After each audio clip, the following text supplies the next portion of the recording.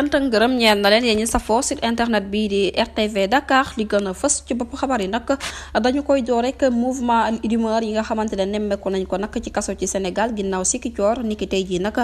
foofa ca camp pénal bu Liberté 6 ay prisonniers yoo xamante ne rek lañ fa daal di denc nag amal nañ ab xiifal niki tey jii lañ door boobulee xiifal bu ñu sukkandikoo ba tey ci suñu source ba lépp a ngi dooree rek ci ab ñetti détenu ci seen jëmi bopp yi nga xamante ne dañ leen a punir ba noppi réaction bu nu mel rek moom merloo yeneen détenu politique yëpp waral rek ñu daal di amal ab xiifal ñoom tamit nag ñeel comportement surveillant bi nga xamante ne rek ñu ngi leen koy def foofa ca camp pénal ñu fàttali leen nag ñenn ci pénitentiaire yi nag ñoom ci seen jëmi bopp ñoom ñoo perturbé chambre 8 bii ni waral ñetti détenu ci seen jëmi bopp nag fësal seenu mer waral rek ñoom tamit ñu daal di leen yóbbu isolement waral rek ñeneen détenu ci topp nag def lii di ab solidarité ngir manifester wu bu baax seen naqar bu ñu jógee ko foofu nag dañuy àddu rek wax ci kii di chef de protocole bu Ousmane Sonko di woy ci turu Djibi Gueye moom nag weddi na nee na kii di président Macky Sall nag ak Ousmane Sonko amul benn yoon foo xamante ne rek gisee nañ fa wala ñu déggante fa wala ñu fay waxtaanee ak waxu dialogue moom nag la mu daal di xam ne xibaar bu nu mel naam génne nañ ko nag waaye dara du ca dëgg di kaddu kii di Djibi Gueye moom mi nga xamante ne moom moo nekk protocole bu Ousmane Sonko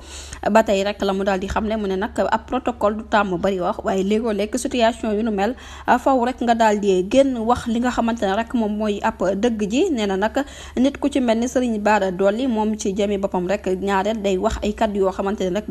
day sureek dëgg lool du samay kaddu mais kii di Djibi Gueye moom moo ko daal di xam ne nee na nag kii di Cheikh Bara Dolly benn yoon képp dong rek la mos a gisante ko Ousmane Sonko waaye nag boobulee mu gisee nag ci kanamu avocat la woon ndax bu yàggul dara rek daal dinañ koy teg place am di kaddu kii di Djibi Gueye ba tey Djibi Gueye la mu daal di xam ne nee na kii di Ousmane Sonko nag dina libre te bés bu libre rek dina tontu question yi nga xamante ne rek moom lañ koy wax waaye jamono ji ñuy wax amul benn dialogue bu dox ci diggante ak président Macky Sall di kaddu kii di chef de protocole bu Ousmane Sonko Djibi Gueye nee na nag kii di président bu Pastef naam sax jamono ji ba nga ndungu sin waaye nag mi ngi ci jàmm bu baax ma ngay lire ay livre am def sport di tàggatu bu baax yaramam di kaddu kii di Djibi Gueye jërë ngeen jëf ci teewlu bi bu leen fàtte abonné bés cloche notification ngir amaat yeneen